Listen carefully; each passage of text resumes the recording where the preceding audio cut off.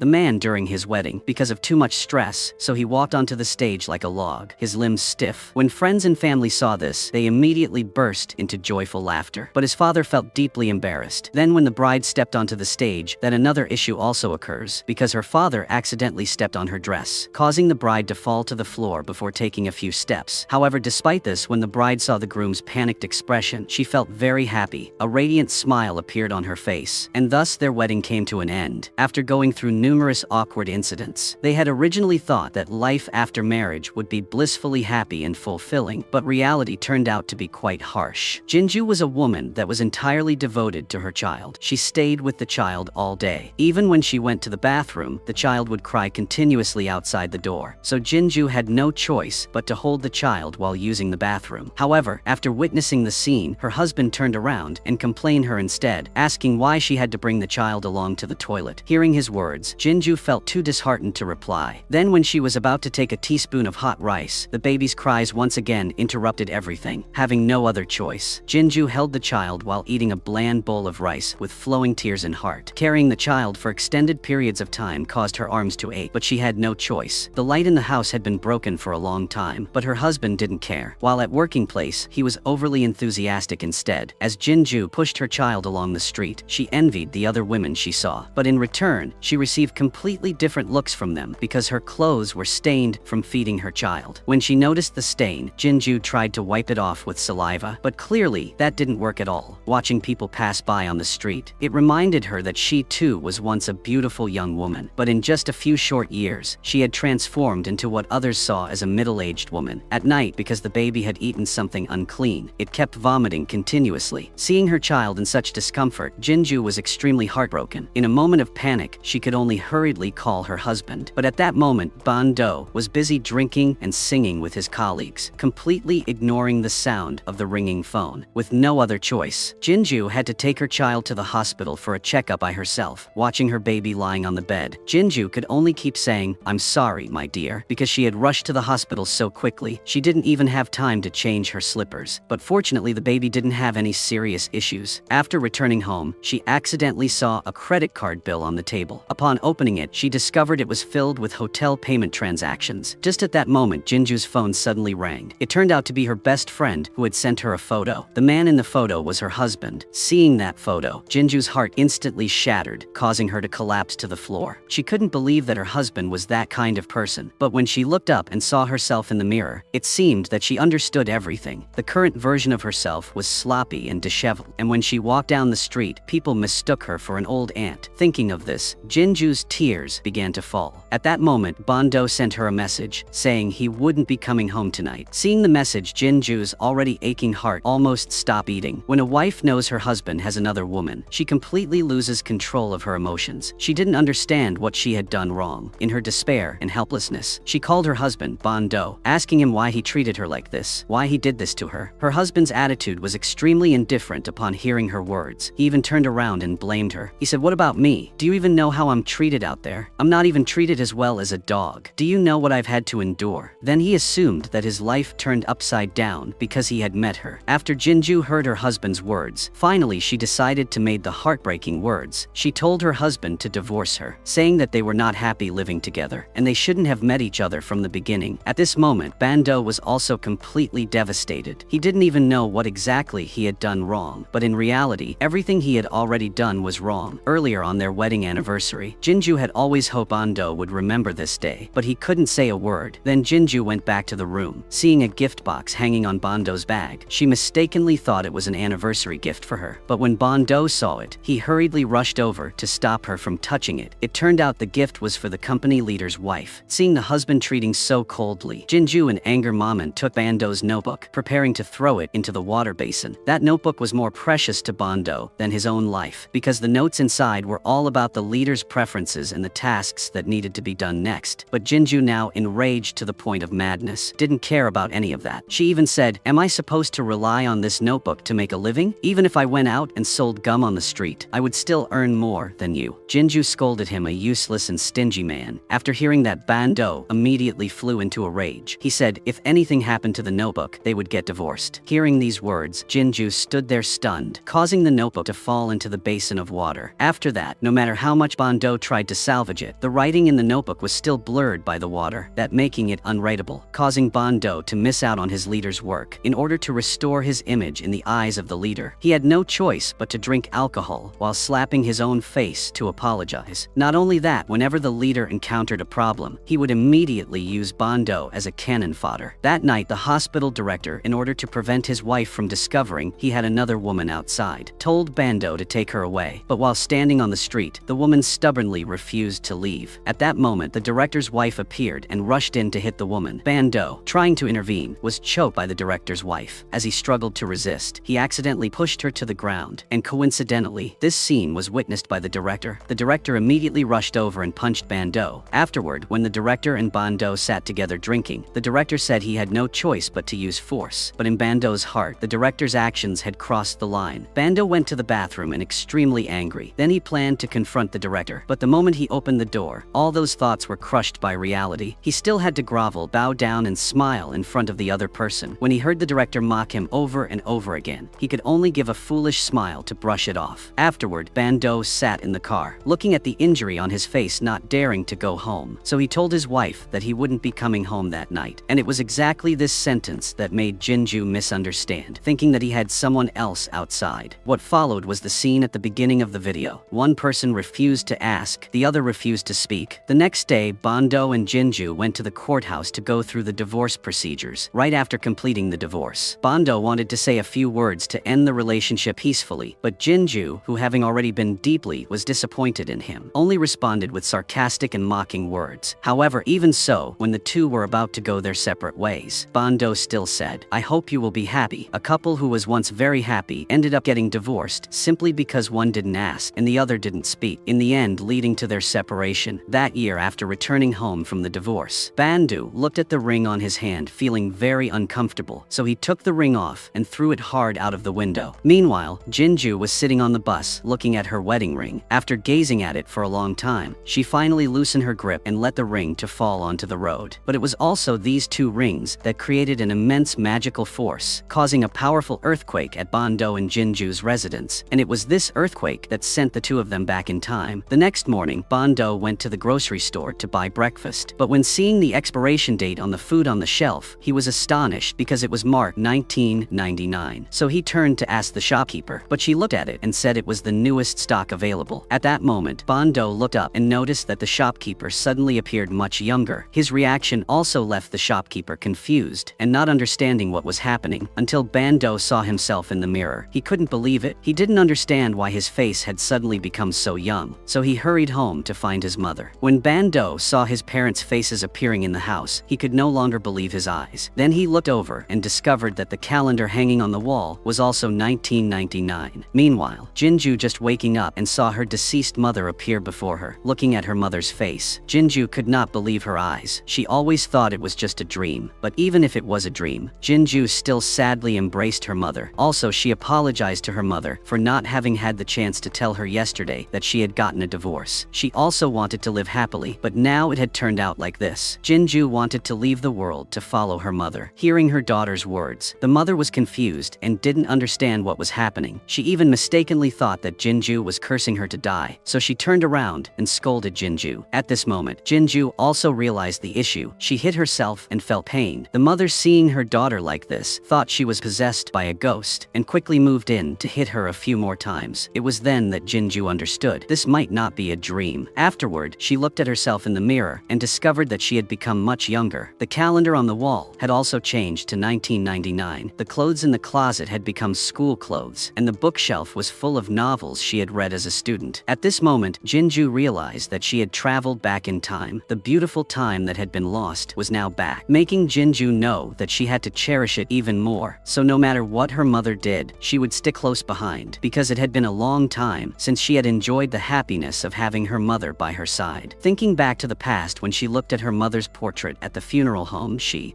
had felt a deep sense of guilt and self-blame. Now that her mother was right in front of her, it made her extremely happy, but in her mother's eyes, she thought Jinju was intentionally clinging to her to get her to buy a new phone for her. So the mother, to dispel this thought of her daughter, told her husband to quickly take her to school. When Jinju saw the university gates, a sense of familiarity suddenly washed over her. Meanwhile, Ban Do, after realizing that he had traveled back in in time was very excited, preparing to take his bag to school. But just as Bando was very enthusiastic, his father was unable to tolerate this unusual behavior, so he went over and hit Bondon repeatedly, thinking that his son had a mental issue. Bando looked at the situation before him, and only then dared to believe that he had truly traveled back in time. Afterward, he also went to the gates of the university he had once attended, after divorcing her husband. The next day, Jinju woke up to find that she had traveled back to 20 years ago. Moreover, she had returned to the university, both unfamiliar and familiar. But the person who also traveled back to the past with her was her useless husband. When the two of them met again at the university, both were shocked and wide-eyed, facing the person they once lived with day and night. But in their hearts, there was only the scene of their divorce. Thinking of this, neither wanted to repeat that past again. Both continued to walk towards each other, but when they were about to face each other, they merely passed by like two strangers. Seeing this, Bando felt pleased, thinking that Jinju did not recognize him at this moment, while Jinju was also happy because Bando still did not recognize her. She even hoped that she would never know him in this lifetime. She suddenly saw a handsome guy appear on the soccer field, and this handsome guy had once confessed his feelings to her, but unfortunately she had rejected him. Now looking back, Jinju began to regret. At this moment, the handsome guy Namgil also suddenly noticed that Jinju was staring at him. Namgil immediately turned his head to avoid Jinju's gaze, but when Jinju saw this, she wondered if Namgil was shy to meet her. Just as Jinju was still daydreaming, her best friend Bo-rom suddenly came looking for her. Seeing her 18-year-old best friend, Jinju was extremely excited, continuously stroking Bo-rom's face, making her think that Jinju's mind was not right. Then Bo-rom dragged Jinju to the lecture hall. Here Jinju saw the handsome guy on the soccer field again, because 20 years ago she had missed the chance once. This time she was determined not to miss this great opportunity. She took the initiative to greet Namgil. Everyone who saw this scene was astonished, especially the expressions of the other female students, when seeing Jinju were angrily full of gritted teeth. After all, Namgil was the object of admiration for all the female students in the school. But when Namgil saw Jinju come over to greet him, he found it very amusing. Then Bo-rom recounted everything to Jinju. It turned out that last night Namgil had confessed his feelings to Jinju in front of many other female students. But the reason Jinju rejected him was because he smelled strongly of sweat. Hearing this, Namgil was very embarrassed. Upon hearing her best friend's recount, Jinju couldn't believe she had said such things. Now she truly felt regret. But when Bo-rom witnessed Jinju's unusual reaction throughout the day, she was also very worried. Jinju reluctantly had to explain that she had time traveled from 20 years later back to this time, but her best friend didn't believe it at all. So she explained that she had time traveled from 20 years later and even back to the day after the divorce. After hearing Jinju's story, both of her best friends thought that she must be crazy, so the two of them went out for a meal together, leaving Jinju alone. Seeing her best friend's attitude like this, Jinju also felt very helpless and eventually had no choice but to go with them for a meal. But as Jinju was on her way to the dining hall, a hand suddenly grabbed her. Here Jinju's romantic fortune continuously appeared. First, a handsome guy at school confessed his feelings to her. The young man said he had been paying attention to Jinju for a long time and wanted to ask for her phone number. Hearing this, Jinju felt very happy, but she had just time traveled, so she forgot whether she had a phone or not. When she told the young man that she didn't have a phone number and didn't remember the landline number, the sound of a text message notification suddenly rang out. The young man's positive attitude immediately disappeared upon hearing this. As Jinju was preparing to explain, the young man had already turned and left without a glance back. However, the friends who saw this scene immediately showed expressions of jealousy, but in contrast to Jinju, who was immersed in her romantic fortune, her husband Bando was in a miserable state. Since time traveling to the university era, Bando was like a teenager. Everything in his eyes became very strange, especially when he saw the clothes his friend Jae-woo was wearing. He even mocked the others for their strange dress, asking if they were dressed up as chicks. Jae-woo also asked Bondon that whether he hadn't been wearing it, and Bando dared to mock him. Bando then said that he would never wear such a thing, but after Bando said this and entered the classroom, he discovered that the chick costume he had mocked was actually the class's uniform, and he was the only one not wearing it. The class monitor saw that Bando wasn't in uniform, immediately reprimanded him. However, Bando thought in his mind that this guy actually dared mount the high horse and insist that he follow what he said. After thinking for a moment, he ended up laughing out loud. The class monitor felt very uncomfortable seeing him laugh. Moreover, Bando straightforwardly said that he had been in a hurry and forgot to wear it. The class monitor then asked him if he knew why everyone had to stand here and be punished. A Kwitung student said that it was because a new student in their department had beaten up a senior. Bando then passionately criticized the classmates for being so arrogant, saying that they even dared to hit a senior, didn't know what what respect was. The class monitor could no longer tolerate it after hearing this, then said that it was Ban Dawn. It turned out that last night, while Ban Do was having dinner with other classmates, he heard the seniors say that their uniform was a chick costume, which made him very angry, so a conflict occurred with those seniors, and that's why they had to be punished today. One person's mistake means the whole group has to share the responsibility, and at this time, the seniors who were beaten last night had come with sticks full of momentum to the classroom, wanting to teach Ban Do a lesson. After these seniors entered the classroom, they yelled in a fierce tone, wanting Ban Do to come out and meet them. After that, Ban Do and the other students were punished by the seniors with a stance exercise, and had to listen to the seniors' hollow scolding. Not long after, a student told the seniors that he could no longer endure it, asking how much longer they had to hold this stance. The seniors said that as long as no female student entered the room, they would have to maintain the position. But where would the civil engineering department find any female students? Just then, coincidentally, that a girl with long hair down to her waist suddenly appeared in the hallway, causing everyone's eyes to follow her figure outside the door. They kept hoping that this girl would open the door and come in, but what everyone didn't expect happened. When the classmates saw this boy, even the thought of wanting to leave this world appeared in their minds. But Ban Do was poked fun by this waist-length haired guy that he cannot stop laughing to the point of being unable to close one's mouth. This inadvertent laughter further fueled the anger of the seniors, leading them to continue their punishment of Ban Do. Soon after the punishment ended, Ban Do, wanting to comfort his brothers, specially bought drinks for them. However, as they just left the building, a figure passed by, making Ban Do feel an odd sense of familiarity. So he followed the person, and it turned out that this boy was Ban Do's superior, who had previously used him as a cannon fodder. Now encountering him in the school, Ban Do certainly wouldn't let him off. While Han Suk was talking with his girlfriend, Ban Do went up and pretended to accidentally knock him over, then took out a can of soda as an apology. However, this can of soda was not simple. When he and Suk opened, it turned out that Ban Do had been shaking it continuously while walking on the road, only to vent his anger. Then when Ban Do returned to the classroom, a classmate told him, "Tonight there will be a meet and greet with female classmates." Ban Do was extremely pleased to hear this, but before he could enjoy the news, when he turned around, the first thing he saw was his ex-wife, Jin Ju. Two people looked at each other, secretly hoping they would never see each other again in this life. But what neither of them expected was that, the communicating activities in the evening, they would again be seated at the same table. When they looked at each other, both thought that the other had not traveled back with them. However, what annoyed them even more was that the classmates suggested playing a pairing game. At first, Jin Ju and Ban Do wanted to avoid each other, but fate played a cruel joke on them, and they ended up being paired with each other. As they looked at each other, they couldn't understand why the more they looked, the more irritated they felt. When Ban Do thought about his future predicament, he wanted to escape quickly, so he used a mocking tone to reject Jin Ju. But Jin Ju was not to be outdone, and immediately retaliated against Ban Do mercilessly. But just as Ban Do was about to leave, he didn't forget to say, "Today, I'm breaking up with you." After saying this, he turned and left. Jin Ju, upon hearing this, was left stunned and not understanding what he meant, and when she realized the implication of his words, she felt very uncomfortable. She couldn't understand why. She ended up loving such a childish man. As Ban Do left, he was still secretly pleased, because he finally won against Jin Ju once. But before he could not even enjoy for very long, he ran into his first love. Seeing her silhouette and that beautiful face immediately left him speechless, so he hurriedly chased after her and pulled her nearer, asking if she remembered him. So-young replied that she did, but not very well. Ban Do immediately responded that it didn't matter. He looked intently at her, and a happy smile instantly appeared on his face. But coincidentally this scene was also witnessed by Jin Ju. Seeing her ex-husband treating another woman so gallantly, Jin Ju felt very jealous inside. Even though they were divorced, she still couldn't accept. In the end, she could only turn and walk away. As Jin Ju wandered along the bridge, she thought that Ban Do had traveled back in time, was to find his first love. But if he loved his first love so much, why had he stayed with her for so many years? Thinking about this made her mood very bad. At this moment, what made things even worse was that Jin Ju seemed to hear her child's voice. In her daze, she even saw her own child appearing on the bridge, but in reality, that child was someone else's. This caused Jin Ju's emotions to completely spiral out of control, and she burst into tears. Although she had traveled back to the past, but she was a mother, she still deeply missed and worried about her child. In thinking about what her child might be going through, she sincerely hoped that this time travel was just a dream, because she really missed her child. Thinking over and over again, Jin Ju eventually couldn't control herself, collapsing on the bridge, sobbing uncontrollably. Then she walked to a taxi, crying as she opened the door and got in. But this car wasn't a taxi, it was the handsome Namgil's car. Seeing Jin Ju so upset, Namgil didn't know what to do, so in the end he just drove her home. On the way, in an attempt to to help Jinju feel better. He even specially opened a song, hoping that the song could calm her down. But throughout the entire ride, Jinju's tears never stopped falling. It wasn't until Nam-gil brought her to her doorstep that he finally spoke a sentence, telling her that she had arrived. Hearing this, Jinju absent-mindedly pulled out a bank card and handed it to Nam-gil. And when Nam-gil saw the card, his face froze in surprise. Then he handed the card back to her. Jinju, still crying, took the bank card and stepped out of the car. As Nam-gil watched her walk away, he still couldn't understand what she had been through. After she arrived home, Jinju opened the farewell letter she had written to her mother long ago, because she considered that just by sleeping, there was a good chance she might time travel back to the future. Then she went to the living room and knelt in front of her mother, looking at her with innocent eyes. She really wanted her mother to stay with her forever. As for the mother, when seeing her daughter like that, she had no idea what was wrong with her. That night, the mother lay in bed and asked her husband if she had accidentally given her something wrong to eat. While Jinju was lying right next to her mother, saw her mother turning to look at her and said, just seeing her made her so happy. Then Jinju was like a little child laying in her mother's arms. Perhaps in the eyes of a mother, no matter how old her children get, they are still her little ones. On the other side, even though it was already midnight, Bando was still sitting in his room, deeply pondering whether if he went to sleep, he would time travel back. If that happened, he would become a divorced man. Life wouldn't be as enjoyable as at the moment. To prevent himself from falling asleep, Bandu resorted to using 2 matchsticks to prop open the corners of his eyes, to stop himself from drifting off. But in the end, he still fell asleep in widening open eyes state. The next morning, Jinju realized that she hadn't time traveled back to the future, and because she had cried so much the night before, her eyes had now become red and swollen. As for Bando, after he woke up, realizing that he hadn't returned to the future, he was ecstatic to the point of going crazy. However, this also gave him an idea, so he called the whole family together and told his parents to hand over all the family assets to him, that he could multiply that money several times over, so that everyone can live a life of wealth and luxury. Just invest the money in Chinese real estate, and its value will increase many times in the future. But after hearing this, his parents were so furious they nearly fainted. His father was unable to take it anymore, that grabbed a hammer, intending to teach his son a lesson to wake him up. However, the son still didn't seem to have come to his senses. Seeing that his father was truly angry at him this time, he hurriedly ran out of the house. Meanwhile, Jinju was in a taxi on her way to school. When the taxi reached the school gate, Jinju handed the driver a bank card. The driver, however, froze in confusion, and he said, this was a taxi, not a supermarket where she could swipe your card. But Jinju clearly remembered that she could swipe the card just fine the night before. So why wasn't it working today? With no other option, Jinju started rummaging through her bag to find some cash for the driver. But no matter how hard she searched, she couldn't find a single coin. Finally, she remembered that she had accidentally dropped her wallet in the taxi last night. Luckily, she found the last 5.000 in her jacket pocket and handed it to the driver. After she had just stepped into the school, what caught her eye was that handsome guy Nam-gil. Seeing Nam-gil walking towards her, Jinju was terrified and quickly hid behind a trash can, quietly watching Nam-gil from afar. Just as Jinju was gazing at him admiringly, Bando's close friend and his group of buddies also arrived. But Jinju, not wanting to be exposed, kicked her leg to chase them away. Coincidentally, this scene was witnessed by Nam-gil. He thought to himself why he kept encountering this strange girl. Thinking of that, Nam-gil hurriedly left. Seeing Nam-gil leave, only then did Jinju dare to let out a sigh of relief. Meanwhile, ever since he traveled back in time, Bando had resolved to pursue his secret love, the goddess So-young. While So-young was practicing her dance, Bando secretly stood at the back door watching her. Seeing So-young passionately practicing her dance, Bando felt incredibly excited inside. He thought to himself that if from the beginning he and So-young had been together, then the days ahead would probably be very happy. Because of this, Bando decided to muster all his courage. Walked up to So-young. He told So-young that he was very sorry for being so rude last night. Today he came to apologize. Here's a drink he bought just for her. Of course, there's also some for her other friends. After saying that, Bian-du was about to leave, but after taking just a few steps that he turned around and said whether he could get her phone number. Next time we meet, they would already be familiar with each other. After that, when Bando went to tell this story to his close friends, none of them dared to believe him and consider that he was lying. Dokjae even dialed the number to verify it. When he heard that the person answering was So-young, the two friends finally fully believed the story, hurriedly asking Bando for some tips, and Bando proudly recounted the process. But just as he was enthusiastically telling the story, Jinju suddenly came to find him, originally intending to talk to him politely, but Bando didn't want anything to do with her, so he used the excuse of having to attend class to refuse her. This made Jinju very angry, and she used an anonymous letter to mock him. Only then did Bando realize Jinju had also traveled back in time to this moment, so after class he pulled her outside to talk. Bando said Jinju's acting skills were really impressive. He almost didn't recognize her, and even called her a scary woman. After that, the two started to criticize and badmouth each other. But in fact, Jinju had only come to find Bando because she wanted to know how to return to the future. But Bando didn't know either. He also thought that it would be best if they never returned to the future again. That way, they wouldn't have to fear getting divorced. Hearing this, Jinju didn't know what else to say. In the end, the two reached an agreement. From now on, they wouldn't bother each other, each living their own lives. But could their fate really end just like that? Jinju was sent back to the past during her university days, so she wanted to make up for the regrets in her heart, and the first thing she wanted to do was wear high heels to the nightclub. So Jinju and her two close friends put on high heels, preparing to go to the nightclub for some fun. But as soon as they stepped out of the dormitory, they encountered a 60-degree slope. When they saw the slope, all three of them stood frozen. But it was Jinju's first time wearing high heels, so she didn't care much and just walked straight towards the slope. As for her two close friends, they seemed to be very experienced, tiptoeing cautiously step by step for fear of losing control. At that moment, Jinju found herself in big trouble. Fortunately, not only was she okay, but she was also caught by a handsome guy. Namgil, seeing Jinju like that, felt very embarrassed. He even said that if she could stand steadily, then she should let go of him because he has sour body odor. Hearing this, Jinju quickly let go of his arm and explained she was really very sorry. This was her first time wearing high heels, and said that in fact he didn't smell sour at all. Hearing that, Namgil didn't say anything and just walked away. Coincidentally, this scene was witnessed by Bando and his two close friends. Doc J, after watching, even said next time they should come here and try the same thing. Maybe love would come to them. Jaewoo thought it was a great idea, but Bando couldn't feel any joy. After that, Jinju and her friends went to the nightclub. This was also Jinju's first time at such a place. She was like a child, curious about everything she saw, even picking up the table lamp and shaking it back and forth. But actually shaking the table lamp meant calling for service. Before long, a waiter came over and asked Jinju if she needed any help. Her friend Borum quickly explained this was her first time here. When the waiter heard it was their first time, he asked Jinju if she wanted to find a guy to chat with. Jinju, hearing this, was very excited and followed the waiter into a private room. But at that moment, the future director had also set his eyes on Jinju, so the waiter brought the three girls into Hunsuk's room. But when Borum saw Hunsuk's skillful flirting, she immediately sensed his intentions. But Jinju, being naive, said it was fine. After that, Borum was worried. If this continued, then Jinju would likely suffer a loss. So Borum told Jinju to come outside and dance disco. Just as the three of them were about to leave the private room, Hyunsuk silently handed Jinju a piece of paper with his contact information written on it. After that, Borum led Jinju to the main hall, where they joined the crowd dancing to 90s disco. But as the three girls were enthusiastically dancing, they noticed that Bando's group was also there. So Jinju's two friends went to Bando's room, planning to have fun with them. However, Jinju stubbornly refused to step inside because she really didn't want to see Bando. So she sat outside drinking alone. Inside the room, Bando looked at Borum, remembering her drinking ability, and didn't dare provoke her. But Doc J, sitting next to them, had no idea how strong she was, and mocked Borum for having a weak drinking capacity. No matter how much Bando signaled him, Doc J paid no attention, so he and Borum ended up having a drinking contest. But it didn't take long before Borum drank Doc J under the table, leaving him passed out. At that moment, a waiter suddenly ran in, saying that it seemed one of their friends had drunk too much, and Jinju, now completely drunk, was on stage holding a microphone and shouting, making everyone present burst out laughing. Then Jinju, still drunk, that began to blame Bando, called him as a miser, and said that her life was ruined because of him. She asked him what about their daughter Seojin, what he planned to do. Hearing Seojin's name, Bando finally remembered, even though he had time traveled back. What about the child? Thinking of this, Bando fell into deep thought. His current life was going well, but even though he had returned to the past, his child was still in the future. Thinking about it brought tears of sorrow rolling down Bando's cheeks. To return to the future as soon as possible. Early the next morning, Bando went to find Jinju, wanting to have a proper conversation about Seojin. He then pulled Jinju into an empty room, where they both expressed all the frustrations in their hearts, even talking about the fact that they had a child and had divorced. But what they didn't realize was that this room was actually the school's broadcast room, and every word they said was being transmitted to every corner of the school. In an instant, all the students knew their secret, including their first loves, Seoyoung and Namgil, who also heard everything. However, Bando and Jinju still hadn't realized what had happened. Additionally, Chun-Sol, standing outside the door, also heard everything clearly, and soon after, the story became the hot topic of conversation among their classmates. When Bando entered the classroom, Jaewoo asked him if he had heard about the hottest news that had just spread around the school. Bando, confused, and asked what news. Jaewoo immediately said that there were students at their school who had divorced and even had a child. Bando was extremely surprised upon hearing this and wondered to himself what age they had got married. Jae-woo said that the age didn't matter. What mattered was that after their divorce, both of them had found new love. Bando felt truly shocked after hearing this. This was beyond anything he could understand, but little did he know, the people Jae-woo was talking about were him and Jin-ju. It wasn't until Jae-woo mentioned that the female student had called the guy a miser and said he was useless and couldn't do anything, and that they had a huge fight, that Bando became stunned, thinking to himself that was what Jin-ju said to him. But how did Jae-woo know about this? When Bando asked his friend, Jae-woo pointed to the school's PA system. Only then did Bando realize that what the students were gossiping about was his and Jin-ju's story. Meanwhile, Jin-ju was sitting in her classroom, also hearing the students discussing her story. Even though they didn't know the female student was her, she still felt very embarrassed after hearing it. Then, during the meal, Bando deliberately sat next to Jin-ju, using eye contact to ask her what they should do. But how would Jin-ju know? And Chun-sol, sitting next to them, glared at Bando with a fierce look, because she was the only one in the entire school who knew that the main characters in the story were Bando and Jin-ju. Finally, Chun-sol couldn't hold back anymore and called Bando a scumbag. This action left Bando confused, and Jin-ju was also very surprised, because Chun-sol had always been gentle and quiet, so why was she suddenly being so harsh? However, Chun-sol kept mumbling and calling Bando a scumbag. After she finished, she stared at Bando with a fierce gaze, making Bando too scared to look up. Eventually, over time, the story began to fade, and no one really remembered it anymore. Bando and Jin-ju were finally able to breathe a sigh of relief. Right after that, Bando rushed to see his crush, and in order to win over the goddess of his dreams, he bought a lot of snacks and drinks, giving them to the goddess's group of friends. As the ancients have a saying that, if you want to conquer a girl, you must conquer her friends first. Bando handed her a cake, but So-young, fearing it would affect her weight, so she declined his kind offer. Bando, seeing that, didn't insist anymore, but just as he was about to leave, So-young suddenly fainted. When Bando saw her faint on the ground, he immediately rushed over to carry her to the infirmary. It turned out that So-young had not eaten anything for a long time to control her weight. After So-young woke up in the infirmary, her stomach started growling from hunger. Seeing that So-young had regained consciousness, Bando took her to a barbecue restaurant, but So-young was still determined to lose weight and refused to eat any food, having no other option. Bando sat and ate the meat deliciously in front of her, using words to disturb her mind, occasionally teasing her, asking if she wanted to try just one piece, just one. Finally, So-young couldn't resist anymore, saying that she could eat one piece, and then she picked up a piece of meat and put it in her mouth. As So-young ate the meat, she felt very satisfied, and Bando, seeing that So-young had started eating, was much less worried. But after they had eaten their fill, So-young began to worry again, complaining that she had probably gained a few more pounds. Hearing this, Bando took out a pair of sneakers and said, "Now that we're full, let's go exercise together. This way we can burn off some of the calories we just consumed." Then So-young walked with Bando on the street, but So-young was very curious and asked Bando that where the sneakers came from, and how did you know her shoe size? He said that he had bought the shoes, of course, and as for the size, he could tell just by looking. So-young laughed and said, "It's not possible to know the size just by looking." Bando quickly replied, "If you have the heart, there's nothing you can't know." Hearing this made So-young very happy. Then they both went up the mountain to view the entire city. So-young felt that this moment was wonderfully beautiful, and Bando leaned on the railing quietly watching her. At that moment, he felt extremely happy and wished time could stand still. Afterward, Bando took So-young to the bus stop. So-young thanked Bando, saying she had a great time today, and he was the first person to make her feel this way for a long time. Hearing this made Bando so happy that his heart raced, feeling that everything he did was worth it. But after Bando saw So-young off and looked up, the smile on his face immediately disappeared, because he saw his future in-laws across the street. Seeing the future in-laws' father and mother made Bando very uncomfortable. Just as his future in-laws walked past him, he hurriedly turned around and stared blankly, because he hadn't seen both of them for a long time. The next day, Bando quietly went to the front of his future in-laws' house and observed secretly. But at that moment, a stranger accidentally bumped into the mother, and moreover, did not let go, causing her to panic and not know what to do. At this moment, Bando suddenly appeared, pushed the stranger aside, and then scolded him. The stranger then loudly asked him who he was to meddle in other people's affairs, so Bando replied that he was her son. Was there any problem? Hearing this, the stranger had no intention of continuing to argue, and the mother, upon seeing Bando, was also very surprised because she did not know him at all. When Bando turned to look at his mother-in-law, he suddenly recalled the scene of her passing away. Back in college, there was a legend that at night strange sounds would come from the library, and the senior students regarded it as a haunted place. That day, Jinju's classmates, to uncover the secret of the library, set up a challenge. The The brave students went inside to retrieve a book, but after going in, several friends were so scared that they eventually ran out. Jinju was a person who completely did not believe in evil spirits, so she initiatively went inside, but right at that moment, a book suddenly fell from the shelf. Seeing this scene, Jinju suddenly remembered that she had been here before. At that time when she was threatened, she accidentally discovered that the so-called ghost inside was all a trick by her senior to scare them. Thinking of this, Jinju began to turn the tables. Meanwhile, the senior was crouching on the chair looking for an opportunity to scare Jinju. Unexpectedly, in the end, he was scared by her instead. The two seniors were so frightened by Jinju that they screamed and ran outside. Perhaps for the rest of their lives, they would never dare return to this library again. After Jinju dealt with the seniors who scared others, she began searching for the red envelope symbolizing victory. But as soon as she grabbed the red letter, she stumbled and fell down the stairs. Fortunately, at that moment, her savior appeared. Looking at the young man in front of her, Jinju was extremely surprised. She quickly stood up and took a few steps back, but unfortunately she bumped into the ladder, causing it to collapse. Because of her, Namgil got injured. This made her feel very guilty. Seeing him massaging his ankle, she hurriedly came over to check and discovered his ankle was swollen, but being a man, Namgil tried to endure the pain and said he was fine. However, Jinju didn't care about what he said. She was determined to help Namgil up and take him outside. Later, because Jinju bravely rushed into the library, the classmates held a special celebration party for her. The students all expressed their admiration for Jinju, while Jinju said that there was nothing scary about ghosts. The scariest thing was humans. After saying that, Jinju glanced toward Namgil. Remembering that his ankle was still swollen, she hurriedly brought over an ice pack and telling him to use it. However, Namgil did not care about it at all. Out of options, Jinju had no choice but to forcefully lift Namgil's leg onto the chair and apply the ice pack for him. After finishing the task, she continued to enthusiastically toast with other classmates, and Namgil, when seeing Jinju's aspect, gradually developed feelings of affection. He thought to himself why this girl was so special. Soon after, Jinju drank to the point of being extremely drunk. Namgil watched her drowsy state and found her very endearing. After the party ended, he followed her to see what she would be like when drunk. Jinju, while sitting on the bus, breathed on the window and drew a small footprint on it. She missed her child very much, and thinking about her over 2-year-old child made Jinju very worried. She then sadly burst into tears, and Namgil saw this entire scene. Finally, only when Jinju arrived home did he feel reassured and leave, while Bando was still sitting alone to drinking and crying, because he and his ex-wife traveled back in time 20 years, but their child is still in the future. Every time they think about their child, both Bando and Jinju feel very heartbroken. This is also the reason why Jinju sits curled up on the bed, crying miserably. The next morning, Jinju woke up with a start, but when she realized she hadn't traveled back in time, then she cried again. Hearing her cries, her mother hurried into the room. Seeing her daughter crying so pitifully made her very worried because Jinju had been acting so strangely lately. When Jinju saw her mother, she felt even more guilty. She leaned forward to hug her mother because she had once experienced the feeling of losing her mother, and now, being able to see her again seemed to be a gift from heaven to prevent her mother from leaving her again. Jinju decided to take her mother to the hospital for an examination, but the doctor told Jinju that her mother might need long-term treatment in the future. Jinju asked the doctor if there was a chance of complications occurring 10 years later if she underwent dialysis, and the doctor replied that of course, there was a possibility, and complications could even occur as soon as tomorrow. Jinju asked if there was any way to minimize the complications, and the doctor said that the best way was to continue treatment, so her mother could live to be 100 years old. Hearing the doctor's words, Jinju realized that there was no way to save her mother anymore. When Jinju went to the patient's room and looked at her mother lying in bed, she felt very guilty and did not know how to save her. Later, Jinju carried a sad mood sitting in the school cafeteria, and this scene happened to be seen by Namgil, so he brought rice cum and sat next to her, and said that eating alone was really boring. However, Jinju was not eating alone. Namgil, seeing this, then quickly cured the shames by himself by saying that he was the one eating alone. After that, Namgil and Jinju's group of 3 ate together. The 2 close friends of Jinju were very excited to see Namgil because they rarely had the chance to eat with this handsome senior. After Namgil and Jinju finished eating, he told her to come with him. Jinju, not understanding what was happening, just followed him. She asked him why he suddenly paid attention to her, and Namgil replied that it was because she was flirting with him. Jinju didn't believe that she was flirting with him. She had never flirted with anyone in her life, and what happened at the library earlier was just an accident. Then Jinju asked if his leg was feeling better and reminded him to apply ice regularly, or it would lead to complications later. Seeing Jinju's aspect, Namgil laughed and said that she was indeed flirting with him. Jinju hurriedly denied it, but Namgil still thought she was flirting with him. Moreover, his leg still hurt. Each step was painful. Hearing this, Jinju went over to check. This action startled Namgil and causing him to quickly step back a few paces and then limp away. He went to the school bathroom to prepare for a shower, but just as he was about to undress, he suddenly heard people talking about Jinju right next to him. It turned out that Hunsuk was recounting how, 2 days ago, he had met a girl named Jinju who seemed very innocent. It was the right time to have some fun. Hearing this, Namgil felt very angry. At the same time, Bando was sitting directly across from them and heard everything. He could not stay calm upon hearing others badmouthing his ex-wife, so he kicked the guy into the swimming pool. After that, Bando, fuming with rage, turned and left. He exited the bathroom and went to find his first love, So Young, because they had planned to go see a movie together that night. However, when he got on the bus, because the driver's driving skills was very poor, this led to So Young frequently falling into Bando's arms, which made her very embarrassed. Bando, seeing that, then proactively said that if getting hurt from falling, the person suffered, the loss would be her. So Young held on to Bando's arm, feeling embarrassed but also safe. They then went to the movie theater, but just as Bando was about to buy tickets and turned around, he unexpectedly ran into his future father-in-law. That scared him and made he to fled into the bathroom. But after regaining his composure, he remembered that his future father-in-law did not know him at that moment, so there was no reason to be afraid. Therefore, Bando cautiously sneaked out of the bathroom, but he could not have anticipated that Jinju and Namgil were also there to watch a movie. And Jinju turned to Namgil and asked, "Wasn't it supposed to go to the hospital? How did it turn into a movie theater like that?" Namgil said that watching movies is good for health, and by that way his leg would heal faster. But this silly reason was hard for Jinju to believe. However, at that moment, Jinju also spotted Bando, and the two began to signal each other subtly. Jinju even deliberately brought up the previous time when Namgil confessed his feelings and suggested that they should date. Hearing Jinju's words, Bando was furious, because he always thought he was Jinju's first love. Cannot believe that someone named Namgil had appeared midway and gotten in the way. Seeing Jinju deliberately trying to provoke him, Bando began to retaliate, which made Jinju extremely angry. Later, the two couples went to the same movie theater. Everyone there was crying their eyes out while watching the film, but only Bando and Jinju found it very ordinary. Moreover, Bando wasn't even interested in the movie and spent the entire time staring at Jinju. After the movie ended, they went outside together, and at that moment, Jinju's father suddenly approached. Bando instinctively greeted him, but Jinju's father did not understand who he was. Asked him who he was. Realizing his mistake, Bando quickly said he was just a passerby, and then hurriedly ran away out of embarrassment. Meanwhile, Jinju's father was staring intently at his daughter and the young man who went to the movie with her. Jinju quickly explained that Namgil was her senior, but her father suddenly took notice of the jacket Namgil was holding in her hand. Seeing this, Namgil explained that because he had injured his leg, he had temporarily troubled Jinju. Jinju told her father not to overthink it, as Namgil was just her senior. Her father then asked Jinju to come home with him, but Jinju told her father that she could go home on her own. Her father, hearing this, then didn't press her further and turned to leave. After seeing Jinju's father, Namgil felt much more at ease. Later, Namgil and Jinju went to a restaurant. When they sat at the table, Jinju said she felt like he might be lying about his leg hurting. Namgil replied that it seemed she was very concerned about whether his leg was actually hurt. Jinju said that was only natural because it was because of her that he was in that condition. Hearing this, Namgil was stunned and thought to himself about how adorable this girl was. Jinju, in facing Namgil's gaze, felt shy and embarrassed and couldn't bring herself to look directly at him. To alleviate her embarrassment, Jinju offered to pay for the meal and asked Namgil what he wanted to eat. Unexpectedly, Namgil bluntly said he wanted to eat her. Jinju was taken aback by this response. Afterward, Namgil took Jinju to her doorstep and wished her a pleasant evening. After saying this, Namgil turned to leave, but just a few steps away, a stranger grabbed his arm. When Namgil realized that the person grabbing him was Jinju's father, he felt very tense. Jinju's father asked what they did after watching the movie. Namgil politely answered that they only went for a drink. Jinju's father kept questioning Namgil's drinking capacity and family background. When he found out that Namgil's father was the director of the school, Jinju's father became extremely excited, and his attitude towards Namgil immediately changed. He even asked Namgil if he truly liked his daughter Jinju. Namgil did not hide it and openly admitted it. The next morning, Jinju took a bus to the school bus stop, where she coincidentally ran into So Young. She also saw So Young putting her umbrella into her bag. Seeing this, Jinju thought to herself, this girl really knows how to plan ahead. Then Bando also took the bus and arrived there. Seeing this, Jinju thought, could it be that this is the way to get what you want, like a crying baby gets milk? After thinking that, she turned to walk away, but after only a few steps, her umbrella suddenly broke, standing in the pouring rain. Jinju had no idea what to do. At that moment, Namgil suddenly appeared and covered her with his umbrella. His appearance felt like a savior in her life. After that, Jinju and Namgil walked walked together into the school. And during this time, Namgil intentionally tilted the umbrella towards Jinju, letting one side of his shoulder get soaked. Jinju then noticed his shoulder was drenched with rainwater, so she quickly moved closer to him. Meanwhile, Bando and Seo Young were also walking down the street while sharing an umbrella. Moreover, the two couples were walking in opposite directions. As they passed each other, both glanced toward the other, and in that moment, they suddenly felt an odd sense of jealousy. Not long after, when they arrived at the classroom, Bando noticed Namgil's soaked shoulder and felt disdain in his heart. He even took out a pen to measure and muttered to himself, thinking that Namgil's shoulders weren't that much broader than his own. Meanwhile, Jinju, that's sitting right behind, also noticed Bando's wet shoulder. She suddenly remembered that every time she stood in the heavy rain, Bando would always bring two umbrellas and hand her one, never once offering to share his umbrella with her. Thinking about this, Jinju pouted and muttered to herself, cursing Bando as useless. Soon after the school's annual festival took place, the event had everything, resembling a local fair, where students could participate in extracurricular activities to enrich their campus life. Jinju joined her close friend to experience these exciting activities, but while they were walking around, they noticed two female students struggling to carry a crate of drinks. Seeing this, Jinju quickly ran over to help. If she saw any students who didn't know how to cook, she would also offer her help. This scene was coincidentally witnessed by Namgil, and it made him see her in a different light. Later on, Jinju even showcased her excellent cooking skills. When everyone saw Jinju's skilled cooking techniques, all the students were amazed. Soon after, a fragrant plate of stir-fried pork with chili was ready. Jinju picked up a piece and gave it to her classmates to try. Everyone was surprised by how delicious the dish was. Namgil, that's standing nearby seeing this, assumed it would soon be his turn. But just as he opened his mouth, one of the juniors took a bite before him. They even said that since Jinju made such a tasty dish, they wanted to make it the main course. Hearing this, Jinju responded, "It's just the first dish that made all excited. If she made other dishes, all people here would probably be even more shocked." As she said that, Jinju was about to give a bite to Namgil, but was interrupted by her classmate, which made Namgil extremely annoyed. At that moment, Bando also arrived at the festival with Soyoung to enjoy the activities. Bando, like an excited child, that led Soyoung around to try out all the games. Coincidentally, Jinju saw this scene. After wandering around, Bandu eventually made his way to the section of his department. The upperclassmen, seeing that all the students were busy helping with activities, saw Bando on a date instead. That made them very angry and scolded him. Jinju also came over to check out what was happening, and also said that she wanted to join in their game, but Jinju wanted Bando to be the target. Jinju kept throwing water balloons at her ex-husband, and the reason Jinju was so accurate was because she had honed this skill while taking care of their child. So now when she threw the balloons at Bando, she didn't miss a single shot. But Soyoung, that's standing nearby, couldn't just stand there and watch anymore. She asked Dokjae if they could change the target. Dokjae then turned to plead with the upperclassmen, but Jinju said she didn't want to change the target. She only wanted to throw at this one person. Late at night, when the two of them were sitting at the same table, Bando deliberately teased Jinju. Coincidentally, Soyoung was also looking for Bando. When Bando saw Soyoung, then called her over. Seeing Soyoung arrive, Jinju tactfully stood up and left. At the same time, Namgil also came over, so Bando and Soyoung sat next to each other, chatting happily, while Namgil sat nearby watching Jinju cook. During that time, Jinju kept glancing at Soyoung and Bando. Her mind couldn't help but recall the rainy morning, and Bando looked at Jinju and Namgil, also thinking about the scene from that morning. Then when Jinju finished cooking, Namgil went over and took her hand, getting ready for Jinju to feed him. But at that moment, when she looked over at Bando, he suddenly remembered the scene that happened earlier at the swimming pool. He also realized that the relationship between Jinju and Bando might not be simple at all. However, Jinju and Bando refused to back down, relentlessly provoking and teasing each other. Just as Bando was mocking Jinju, a classmate from the student council suddenly came looking for her. It turned out that the school was organizing a beauty contest, but their department didn't have anyone participating, so they immediately thought of Jinju. However, Jinju said she couldn't participate because her appearance wasn't anything special, and besides, her clothes were already dirty. At that moment, Namgil suddenly appeared with a new set of clothes and said, "These are available clothes I had in my car." Jinju wondered why he had women's clothes in his car. Namgil replied that they belonged to his sister. Just as Jinju was hesitating, unsure whether to participate or not, Bandu said, "You won't win the queen title. You'll be lucky if you're not dead last." Jinju challenged. "What if I win first place?" Bando confidently replied, "Then I'll become your pet." Upon hearing this, Jinju decided to enter the contest. When she changed into a beautiful dress with her hair falling to her shoulders, she instantly transformed into a glowing goddess. When her ex-husband saw her in this appearance, he couldn't even believe his own eyes. He even turned to ask his best friend, "Is it possible that girls can become this beautiful just by putting on some makeup?" His friend didn't know how to respond. At that moment, Jinju Jinju was standing on the stage, feeling equally nervous, so much so that even introducing herself was quite awkward. But even in that state, it was enough to make Namgil unable to take his eyes off her. Then the host asked Jinju if she had any special talents. She said that she was very good at eating and didn't have any other particular skills. Seeing the audience's reaction, Jinju planned to withdraw, but the host wouldn't let her leave, forced to perform. Jinju thought for a moment and finally decided to sing a song. However, the more Jinju sang, the more enthusiastic she became, and she couldn't stop. Meanwhile, Bando, when seeing how remarkable Jinju was, that started to doubt his eyes and ears, because in his eyes, she was just a grand aunt who spent her days taking care of her children and family with her sweet voice. Jinju successfully became the new beauty queen of the school. After her performance, Jinju was about to head to the restroom to change her clothes. However, she saw that the women's restroom had a closed for maintenance sign hanging, leaving her unsure of what to do. She then noticed that the men's restroom was empty, so she decided to go there to change her clothes. Just as Jinju was changing, Hyunsuk and a few of his friends came in and casually started talking about her right in the restroom. He said that once he was done having fun with her, he would let his friends have their turn. Hearing these words, Jinju was furious and immediately pushed the door open, ready to teach them a lesson. But to her surprise, the person standing outside the door was Namgil. Just as Namgil was about to speak, someone suddenly approached, and in a panic, he quickly pulled Jinju back inside the room. However, the world truly seems to work through coincidences. As Bandu slowly opened the door to the restroom, Jinju had no idea how to explain the situation, while Bando and Namgil stared at each other like rivals. As they were about to leave, Namgil intentionally called Bando back, using a mocking tone to taunt him. Bando, that was not one to back down, immediately retaliated. Witnessing this, Jinju quickly tried to mediate, telling Namgil to hurry up and return the clothes to his sister before she noticed. Hearing this, Bandu said, "In this world, what kind of brother would keep his sister's clothes in his car? It's obvious they were bought for some girl." Namgil admitted that he bought them for Jinju. After saying that, Namgil gently brushed Jinju's hair and told her to just wear the clothes, then turned and left. Bando was unable to tolerate it anymore, then asked Jinju in a jealous tone if she wanted to live a happy life with that rich, handsome guy. Hearing him say this, Jinju became very angry, not expecting Bando to still be so childish. She glared at him fiercely before quickly walking away. Suddenly, Jinju received a message, and the sender was none other than the scumbag Hyunsuk. She remembered what Bando had once told her, that Hyunsuk was extremely hypocritical. She also recalled the things she'd overheard in the restroom. It was now beyond doubt that Hyunsuk was truly a scumbag. To get rid of this menace, Jinju quickly contacted Bando to figure out how to deal with him together. However, Bandu initially refused to help, as he didn't want to get himself into more trouble. Besides, he had already gotten his revenge on Hyunsuk. He even advised Jinju to focus on herself first, but Jinju became furious after hearing this, because Hyunsuk didn't just play with women's emotions. The most important thing was that he had used her as a backup option. Jinju swore to make him pay, and it wasn't easy to see Jinju initiatively begging him once. In the end, Bando decided to help her avenge this grudge. The first step they took was for Jinju to reply to Hyunsuk's message, agreeing to meet him tonight. After that, Bando informed Hyunsuk that Jinju was the daughter of the Sangsong group, leading Hyunsuk to believe that he should pretend to pursue her. That evening, when the two met, Jinju pretended to be actively engaged in conversation, making Hyunsuk think he had the upper hand. He invited her to the group's dinner party. Bando then arranged to meet Hyunsuk's poor girlfriend. Initially, she did not believe him, but when Bando said that Hyunsuk had sent him, she finally believed it. Later, Hyunsuk and Jinju went to the group's dinner party together. However, Hyunsuk found an excuse to take Jinju to a secluded place and directly asked her why she wanted to approach him. Jinju continued to act as if she didn't know anything, but Hyunsuk had already investigated and found that the Sangsong group had no daughter. Jinju was extremely panicked upon hearing this, and she said that there must be some mistake and that she was not any kind of heiress. After saying this, Jinju hurriedly ran outside. However, Hyunsuk immediately pulled her back and threatened that if Jinju did not tell the truth, he would resort to hitting women. Just as Hyunsuk was about to raise his hand, he was stopped by 3 girls standing outside. These 3 girls were also Hyunsuk's girlfriends. Seeing that he was playing around with 3 women, they had no intention of letting him off easily. Hyunsuk tried to run away, but how could he escape from 3 women who, though seemingly innocent, were determined to catch him cheating? In front of them, he put on a naive and pleasant smile, but behind their backs, he was involved with the 3 of them. Hearing this, Hyunsuk hurriedly explained that it was just a misunderstanding, but at that moment, when he turned around and saw his real heiress girlfriend standing right there, he rushed over to explain. No matter how much Hyunsuk tried to explain, the heiress girlfriend refused to believe him. He then saw Bando standing next to him and realized that it was all a trap set up by Bando and Jinju. After that, Bandu even lied that, "I am the new boyfriend of the heiress," which made Hyunsuk, in his anger, reveal his true feelings. However, he soon realized that he was only harming himself. In the end, Hyun-suk couldn't hold back anymore and rushed to beat Ban-do. Seeing this, Jinju couldn't stand by any longer and immediately ran over to kick him, causing him a great deal of pain. After resolving the situation, Ban-do and Jinju went home together. However, on the way back, Ban-do suddenly noticed that Jinju's arm was injured, so he quickly asked her what had happened. Jinju looked at her arm and remembered that the injury was caused by Hyun-suk. Seeing this, Ban-do hurriedly went to buy bandages and gently applied them to her arm. Seeing Ban-do's serious demeanor, Jinju felt very complicated emotions. She really wished that time could stand still at that moment. She remembered that their family of 3 had once been very happy, spending every day together, which was truly the happiest time of her life. Meanwhile, Ban-do was also reminiscing about those happy scenes, but neither of them understood why things had turned out this way. At this moment, both of them shed tears, and Jinju, that carried much emotion with emotions, went home alone. But then she suddenly realized she was being followed. Since Jinju had previously exposed Suk's deceitful nature, he had sworn to take revenge on her. Jinju was terrified and quickly called Ban-do. However, Ban-do was also on a call and could not answer Jinju's phone. Hyun-suk forcibly took Jinju to a secluded place. He was almost mad, claiming that Jinju had ruined everything for him and questioning if she knew how much effort he had put into dating the wealthy heiress. But Jinju remained firm and considered him a complete failure. Hyun-suk couldn't hold back any longer and raised his hand to hit Jinju. However, at that moment, Namgil appeared just in time. He immediately kicked Hyun-suk, sending him tumbling down the slope. Yet Hyun-suk was still not convinced and stood up to charge at Namgil. Facing Namgil's imposing figure, it was clear that Hyun-suk was no match for him. Namgil was about to teach him a lesson, but fortunately, Jinju quickly pulled him back and scolded Hyun-suk. After that, she and Namgil left the place. For Jinju's safety, Namgil decided to personally take her home. However, on the way back, Jinju suddenly realized an issue and turned to ask Namgil, "Why did you suddenly come to this area?" Namgil replied that he felt the air was fresh and decided to take a walk. Hearing this, Jinju asked if he had developed feelings for her. Namgil responded that he had already answered that question before. Jinju advised him not to like her. Although she looked like she was in her 20s, she felt like an old aunt inside. Namgil didn't understand, and Jinju, realizing she had a slip of the tongue, then quickly ran into the house. The next morning, her mother appeared in her room because she had noticed something unusual about Jinju's recent state. Additionally, she had discovered that Jinju often talked in her sleep and called out the name Seo-jin. So she came to ask Jinju who Seo-jin was and if he was the boy who was at the door that day. Upon hearing the name Seo-jin, Jinju couldn't help but let tears fall. To avoid worrying her mother, Jinju quickly wiped away her tears and suggested they go to the public bathhouse. Shortly afterward, Jinju and her mother finished bathing, and her mother even thoughtfully dried her hair. Passers-by admired the mother-daughter relationship upon seeing this scene. Later, Jinju and her mother sat in front of the grocery store, enjoying yogurt together. This was the scene Jinju had longed for. However, just as they were happily sitting together, a mother pushing a baby stroller suddenly came by. The mother, when seeing the baby, was very hysteric, while Jinju felt both touched and sad. She then asked her mother if she would be very happy if she could see her son. Her mother, hearing this, thought Jinju might have a mental issue, remarking that she was still so young and thinking about children already. Nevertheless, her mother believed that Jinju's future child would certainly be chubby, white, and cute, just like Jinju was when she was little. Hearing these words, Jinju remembered her own child, but the only regret was that her mother had passed away by the time the baby was born. Thinking of this, Jinju hugged her mother and cried. Her mother, unsure of what was wrong with her daughter, could only hold her and comfort her. Jinju apologized to her mother for causing her so much trouble. Although her mother didn't understand what her daughter was saying, she still gently told her not to cry anymore. That day, Ban-do happened to see Jinju walking on the street, so he decided to take her home. On the way back, they talked about Hyun-suk. When it came up, Jinju scolded Ban-do, asking if he knew how to use a phone because he hadn't answered when it was important. It turned out that when Jinju discovered she was being followed by Hyun-suk, the first person she tried to call was Ban-do. However, Ban-do did not pick up. Jinju, deeply disappointed, and said that perhaps she had placed too much expectation on him. Whenever she needed him the most, he was never there. After speaking, Jinju disappointed and turned and went into the house. However, upon hearing this, Ban-do felt very guilty. When Jinju's mother passed away, he had been unable to return to Jinju due to an incident, which prevented her from seeing her mother for the last time. When being lost in thought, Ban-do looked up and found his mother-in-law right in front of him. Her had also recognized him as the person who had helped her before. Ban-do held great respect for his mother-in-law and moved to help her with her belongings. However, at that moment, his mother-in-law asked if he was Seo-jin, which greatly surprised Ban-do. She thanked him for his help the previous day, but mentioned that she didn't like anyone who made her daughter cry. At first, she thought Jinju was crying every night because of some outstanding young man. again. Hearing this made Bando feel uncomfortable. Just as his mother-in-law was about to leave, Bando decided to introduce himself as Choi Bando. Upon hearing that he was not Sojin, his mother-in-law hurriedly apologized and quickly handed him 2 peaches, saying that Jinju really liked them, so she had bought a bit more. However, after returning home and seeing the 2 peaches on the table, Bando felt guilty. When Jinju's sister had sent fruit to them, Jinju had hesitated and asked to leave out the peaches because Bando was allergic to them. Because of this issue that since their marriage, Jinju had not eaten a single peach. Reflecting on this, Bando felt very sad and chose to drink alcohol to drown his sorrows. The next morning, when Bando woke up and looked around the room, he thought he had time traveled back in time, and he even heard Jinju calling his name. Without saying a word, Bando immediately ran over and hugged Jinju, crying with joy because he believed they had returned to the future. But when he turned around, Jinju had disappeared. When he opened his eyes, Bando realized that the scene from earlier was just a dream. After the couple time traveled back to their university days, Bando realized how beautiful his wife had been and how exceptional she was. Looking at Jinju's figure, Bando thought about the past and felt that he truly owed her so much. So he decided to take Jinju to experience their youth properly by going on a spontaneous trip. Bando borrowed his father's car and went around kidnapping each of their friends. Just like that, the 6 of them embarked on an unexpected adventure together. This was perhaps what youth should look like: taking the person you love, gathering your best friends, and going to see the beauty of the world together. However, something unfortunate happened. Bando drove based on his memory, but many of the roads from 20 years ago hadn't been completed. At this point, Bando felt quite helpless, so he mustered up the courage to drive them to a deserted place where not a soul was in sight. After getting out of the car, they looked around. They had no idea what fun they could have there. Luckily, Bando's group had already prepared a lot of food. They ended up grilling meat and drinking beer together. Perhaps the joy of youth isn't about where you go, but about being with friends and loved ones. That's what true happiness is. The 6 friends sat around the fire, happily playing together, but Bando kept reminiscing about his past self. Seeing Bando like this, Jinju understood his feelings, and she too began to remember the times they had spent together, thinking about how happy they had been when they got married. Both of them shed tears at the same time. The next day, the group woke up like wanderers, being called out by workers. It turned out that the place they had come to was actually a construction site. Not long after, Jinju and her 2 best friends were also woken up by the workers, but their faces were covered with black streaks, looking extremely funny. After that, they continued their journey. While driving, Bando looked at Jinju in this state and laughed heartily, while Jinju, on the other hand, was already thinking about how to murder someone and hide the body without being caught. Soon, the group arrived at the beach. Seeing the vast, endless ocean before them, they were all very excited. They quickly jumped out of the car and ran to the shore, playing in the water together. Bando watched the smile on Jinju's face and felt truly happy inside. Later, when they were about to head to the hotel to rent rooms, they suddenly saw Namgil arriving as well, leaving Bando wide-eyed in surprise. It turned out that their friends were trying to set up Jinju with Namgil, so they had intentionally called him there to set him up with Jinju. Seeing Namgil appear in that place made Bando feel very uncomfortable. He glared at Namgil with a fierce look and even mocked him for wearing a suit while on a trip, sarcastically asking if there was something wrong with his brain. During the meal, Bando served everyone oysters, but when it came to Namgil's turn, he only gave him a single clam and asked why he wore such uncomfortable clothes there, making everyone feel uneasy looking at him. Namgil calmly responded that he didn't feel uncomfortable at all and that he had come to enjoy the fresh air. Bando angrily retorted, "You came this far just to get some fresh air?" Namgil, seeing this, then didn't bother to respond further. However, Bando wasn't ready to let it go and kept targeting Namgil. Meanwhile, Jinju accidentally spilled water on herself while drinking. Seeing this, Bando immediately helped her wipe it off, but the sight made Namgil feel awkward since it was actually beer that had spilled on her. Jinju decided she had to change clothes, but fortunately, Bo-Rome and her boyfriend had bought a couple's set of clothes and had 2 extra shirts. Seeing this, Namgil asked Jinju if he could borrow one, saying that wearing a uniform was indeed a bit uncomfortable. But just as Namgil grabbed the shirt, Bando quickly snatched it out of his hands. Both of them refused to let go, leading to a heated argument. Jinju, sitting beside them, felt helpless and had to think of another way to handle the situation. In the end, the 2 men ended up wearing the couple's shirts, and they actually looked quite good together. However, what no one could have expected was that they were actually rivals in love. Passersby who saw their matching outfits smiled in amusement. Finally, because they disliked each other so much, they decided to walk in opposite directions. Later, they all returned to the hotel, and both Namgil and Bando quickly changed into different clothes. Feeling bored, the Jinju decided to take a walk alone along a small mountain path, but she hadn't gone far when she ran into Namgil, and the 2 of them ended up strolling and chatting together. Meanwhile, after Bando finished packing, he also went out to look for Jinju. By that time, Jinju and Namgil had wandered to a very special place. Both were amazed by the sight before them. Fireflies everywhere, with the moon hanging high in the sky, casting a beautiful glow. Jinju was so astonished by the scene that she stood there, frozen in awe. Namgil, seeing her like that, quickly took off his jacket and draped it over her shoulders, then naturally pulled her into an embrace. It seemed that taking off his jacket hadn't been a waste after all, as it gave him the chance to be closer to her. But this scene was coincidentally witnessed by Bando. Seeing his ex-wife being embraced by another man made him feel deeply uncomfortable. Bando just stood there on the opposite side, helplessly watching the scene unfold. The next day, their trip came to an end. One of their friends, in an attempt to force Jinju to sit in Namgil's car, deliberately took all the luggage from the trunk and placed it on the seats. Just as Jinju was about to get in the car, her friend said there wasn't enough room and suggested she ride with Namgil instead. However, Bando objected, insisting there was still space in the car. At that moment, Jinju looked at Namgil and felt it wasn't right for him to drive back alone, so in the end, she chose to ride with Namgil. When they arrived back at school, Jinju coincidentally got her period and quickly ran into the bathroom. But a problem arose. She had forgotten to pack sanitary pads in her bag, so she called her friends, but since both of their phones were left in the classroom, so no one answered. After thinking for a while, Jinju decided to call Bando. At that time, Bando had already gone to the pharmacy to buy her some painkillers. When he received Jinju's call, she casually asked him to buy some sanitary pads for her, and Bando just as casually agreed. Afterward, Bando went to the entrance of the women's restroom. However, he was confused about how he should hand them over. Just as Bando was trying to figure out a way, two of his friends suddenly appeared behind him, startling him. One of the friends kicked him playfully, causing the contents of Bando's bag to spill out. Seeing what had fallen, the friends started to question Bando's masculinity, wondering why he would bring such items to school. But Bando didn't seem to care much. Seeing that Jinju's friends had also arrived, he asked them to take the items to her. After handing over the pads, Bando quickly left. When Jinju came out of the bathroom, she was in so much pain that she slumped over the desk. Even when her friends invited her to lunch, she refused. Just as Jinju was about to take her painkillers, Bando appeared with a cup of hot water. He reminded her that, as he had many times before, that she should always take her medicine with water, not soda. But instead of being grateful, Jinju snapped at Bando for meddling. Bando didn't take it to heart though. Instead, he placed his bag on the desk for her to use as a pillow and gently patted her back. It turned out that Jinju always had back pain during her period, and in the past, Bando would always stay by her side, softly patting her back in defiance of day or night. Seeing this, Jinju was reminded of the happy times they had shared together. Just then, Bando noticed the mark on her finger where her ring used to be. Then, he glanced at the mark where his ring had been, and it made him realize that their time travel to the past might be related to those rings. If they could find those rings, there was a good chance they could return to the future. While Bando was walking through the campus, a luxurious car suddenly approached him. Inside was a wealthy heiress, and the reason the car had stopped was because she had taken an interest in Bando. But in order to avoid her, Bando quickly sped up his pace. At that moment, the girl suddenly spoke up, asking if the girl Jinju, who had been with him the other day, was alright. She mentioned that she had heard Hunsuk had gone looking for her, and might have even tried to start a fight. Hearing this, Bando's mood darkened instantly. Enragedly, he stormed into the medical department, not saying a word before charging at Hunsuk and landing a punch. After that, he delivered blow after blow. Remembering how he had endured Hunsuk's bullying in the past, Bando had swallowed his pride and even apologized to him. But now, Hunsuk had hurt the person he loved most, and Bando couldn't let it go, even if it killed him. This was perhaps the love Bando had for Jinju. Sometimes a husband's love for his wife isn't shown through small gestures. Instead, that it's at critical moments that he would stand in front of his wife and shield her from everything. That night, Bando called Jinju, telling her that he was outside the door, holding a box of grapes and waiting for her. He wondered to himself why he was like this, why he couldn't seem to do anything right. He had always lived honestly and tried his best, but whether it was today or 10 years ago, everything still felt like a mess. At that moment, Bando was full of self-blame because of his immaturity back then, which had caused Jinju to miss the chance to see her mother for the last time. He had always felt guilty about it. That's why every day, when they faced each other, he forced himself to smile, no matter what frustrations he had to endure outside. But the moment he stepped into the house, a smile would always appear on his face. However, this very behavior made Jinju feel that, in Bando's heart, the death of her mother didn't matter. This misunderstanding caused their resentment toward each other to grow stronger and stronger until that day when neither of them could hold on anymore. Eventually, they chose to divorce, but now Bando genuinely wanted to make up for those regrets. Seeing Bando's vulnerable appearance, Jinju didn't know what to say. At that moment, her mother suddenly opened the door and came out. Seeing Bando and Jinju's expressions, she was confused and even thought that there was some unspeakable relationship between them. And Jinju, to reassure her mother, So she told her mother that a classmate had encountered some unfortunate events and then asked her to go inside the house first. However, her mother suddenly turned around and asked Bando if he had eaten yet. She then invited him inside for a meal. During the meal, she specially picked up some fish and placed it on his spoon. This reminded Bando of how, every time he came over for dinner in the past, his mother-in-law would always give him some fish to eat. Looking at the mother-in-law sitting in front of him, countless thoughts swirled in Bando's mind. After the meal, Jinju's mother personally escorted Bando to the door. Jinju asked her mother to go back inside, while she and Bando sat outside to talk. Bando still felt deeply guilty and told Jinju that she was right. Every time she needed him, he wasn't there for her. He thought he could always protect her, but now he understood why she said she wasn't happy. But Jinju didn't need him to protect or provide for her. She only needed Bando to be by her side. She wanted them both to support their family together, to cry together, and to share her burdens. Jinju said that even though a long time had passed, Bando needed to understand that marriage was about both of them, and that at times they both resented each other. However, those resentments had never been fully resolved. They were simply left to accumulate over time, ultimately leading to their current situation. Sometimes Jinju just wanted him to hold her and cry together. Hearing these words, Bando felt deeply troubled. He thought that was all he could do for her at the time. Bando didn't want to make Jinju cry. He just wanted her to be happy and smile forever. The two of them looked at each other, and their eyes brimming with tears. To find a way back to the future as soon as possible, the next day, they went to the school library to look for records related to time travel. But after searching for a long time, they couldn't find any useful information. Just then, Bandu noticed the ring mark on Jinju's hand, so he asked her when it had appeared. Jinju responded that it had been there ever since she had traveled back in time. Upon hearing this, Bando immediately realized that the pair of rings was the key to their time travel. He then began frantically searching for the rings. After visiting countless jewelry stores, he finally spotted them in a shop. Without hesitation, he bought the rings. But when Bando went to find Jinju, he happened to see her hugging her mother. At that moment, he hesitated, unsure whether to take her back to the future or not. Remembering the scene from when they had dinner at her house, he could see that she truly cherished the time spent with her mother. Observing the backs of the two women, Bando decided to wait a little longer. Meanwhile, while Jinju and her mother were out walking, they unexpectedly encountered a drunk man, causing a commotion on the street. Seeing this man, Jinju immediately recalled what Bando had once told her about the hardships he endured outside. He had to endure being treated poorly and live a life full of struggle, just like the man in front of her. Despite the pressure of life that left him breathless, he continued to persevere, wanting to provide a better life for his wife and family. Witnessing this scene, Jinju finally understood Bando's suffering. On the way back, Jinju kept thinking about this. When she reached the front of her house, she suddenly decided to meet Bando. Meanwhile, Bando was sitting alone, drinking to drown his sorrows, when suddenly his phone rang. After answering the call, he heard Jinju crying and asking where he was. Upon hearing Jinju cry, Bando anxiously asked where she was, then hurried to where Jinju was. At that moment, Jinju was waiting at a red light. A child, in an attempt to retrieve a ball, ran into the street. Seeing that the child was about to be hit by a car, Jinju rushed over without hesitation to save the child. As Jinju was about to be hit by the car, a figure immediately ran over and pushed her out of the way, taking the impact instead. That person was none other than Bando. Seeing Bando being hit by the car, Jinju rushed over, but no matter how much she screamed, Bando showed no response. Jinju, that in pain, pleaded and screamed for her husband to wake up. She was panicked, and Namgil took Bando to the hospital. At that moment, Jinju felt as if the sky had fallen. She sat on the ground, crying and in anguish, while Namgil, witnessing this, understood Bando's place in her heart. Fortunately, Bando survived the critical condition, but when Jinju went to visit him, he asked the nurse to refuse her entry. Despite this, Jinju stubbornly refused to leave and waited on the hospital bench. It was only when Bando's friends arrived that she could use the pretext of being a friend to see him. Seeing Bando in this condition, Jinju felt very distressed. That day she thought he had left the world, and in that brief moment, she was terrified, feeling as if every cell in her body had frozen when her mother passed away. Hearing this, Bando understood that Jinju was worried about him, so he reassured her that he was fine, as long as she was not injured. That would be the best fortune with him. Bandu knew he was not able to provide Jinju with a good life, but he wished for her to be safe and healthy. If they really couldn't return, Bando hoped Jinju would forget about them and start a new life, because he lacked the confidence to make her happy. Jinju then asked Bando what would happen to their child. Was he going to abandon his own child as well? To Bando, Jinju's place in his heart was even more important than a child who was just in his thoughts. Jinju didn't know how to respond. Later, while Bando was in the hospital looking at the rings on his hand, he felt a deep sense of guilt towards their child. He regretted his mistakes. Back at home, Jinju cried in her mother's arms throughout the night. If she chose chose her mother, she would lose Sojin. If she chose Sojin, she would lose her mother. This choice was indeed very difficult for her. Her mother could only hold her and offer continuous comfort. The next day, Namgil came to visit her at home, but she appeared in pajamas, which surprised Namgil greatly. However, Jinju was not in the mood to meet anyone or go out. But when Namgil mentioned that it was his birthday, Jinju couldn't bring herself to refuse, so she decided to go out with him to celebrate. Namgil took out a box of kimbap and told her that he had woken up early to prepare it. However, Jinju could immediately tell it was store-bought. Namgil said he had prepared it, not made it himself. Hearing this, Jinju didn't say anything further. She took a piece of kimbap and ate it, then started a day of fun with Namgil. Late in the evening, they sat on a swing and talked. After chatting for a while, they eventually shifted to the topic of mothers. When discussing this subject, Jinju couldn't help but recall the bitterness of raising a child. She had gone from being an inexperienced girl to forcing herself to become the strongest woman in the world. Such responsibilities and fears are common to all mothers, as in the end, a mother is just an ordinary person. Hearing these words, Namgil felt even more that Jinju was a warm and gentle girl and was increasingly sure that he liked her. Jinju wasn't surprised by this statement. She stood up and walked over to Namgil, hugged him, and thanked him for liking her. It was Namgil who helped her realize that she was also a girl. But everyone has their own pain. For the love Namgil had for her, Jinju could only say sorry. For Namgil, this outcome was perhaps the most perfect ending. After returning home, Jinju sat and stared vacantly at the floor, but her mother suddenly opened the door, asked if Jinju wanted to have a drink with her. Jinju then sat with her mother and drank. At that moment, Jinju felt incredibly happy. She lay on her mother's lap, and her mother suddenly told her to go back to her child. Hearing this, Jinju immediately sat up. It turned out that while cleaning her room, her mother had accidentally come across a letter Jinju had written. When her mother opened the letter, she discovered the secret her daughter had been keeping. Looking at the contents of the letter and remembering the unusual behavior before, she immediately understood everything. Reflecting on what had happened, although she was reluctant to believe it, she opened Jinju's diary, which listed the 5 things Jinju most wanted to do. In the past, the first thing was to go to a bar. The second was to bathe with her mother. The third was to go karaoke with her mother. The fourth was to drink with her mother. And the last was to say goodbye to her mother. Seeing that her mother had discovered her secret, Jinju don't know how to say. But then her mother continued, saying that Jinju could live without her parents, but parents could not abandon their child. Jinju cried uncontrollably as she hugged her mother one last time. This might be the greatest blessing of Jinju's time travel back to the past, because nothing is more precious than being with her parents. Meanwhile, Bandu, being in the hospital, saw other people's children and felt even more nostalgic for his own child. In the end, he chose to return to the future. He rushed to Jinju's house, running for a long time, and finally saw Jinju standing at an intersection. The first thing Jinju said when she saw Bando was, "Let's go home." Hearing this, Bando could no longer control his emotions. He went to her, then hugged her, and cried. After that, Jinju returned home, and her mother took her hand and said that if she went somewhere without her mother, she must take good care of her father. In fact, Jinju's mother was most worried about her husband. She was very afraid that if she left him alone, he would feel so lonely. Jinju also agreed with her mother that she would take good care of her father. In the end, Bando and Jinju sat together, put the rings back on their fingers, and shared a passionate kiss. The next morning, Jinju woke up to find that she had traveled back to the future. Seeing her little child beside her, she felt both joy and sadness. She was happy to see her child again, but sad to have lost her mother once more. Shortly after, Bando also returned home. The couple embraced their child and cried tears of sorrow as they felt a deep sense of longing. In reality, love is never absent in marriages. It is often obscured by the challenges of life. Only when couples understand and forgive each other can they break through the fog that hides their love, which is the truest form of happiness in marriage. Remember, love never truly disappears, and never wait until it's lost to regret. This concludes the film. Thank you for watching. You are the greatest motivation for us to continue creating new content. Goodbye, and we look forward to seeing you in our next films.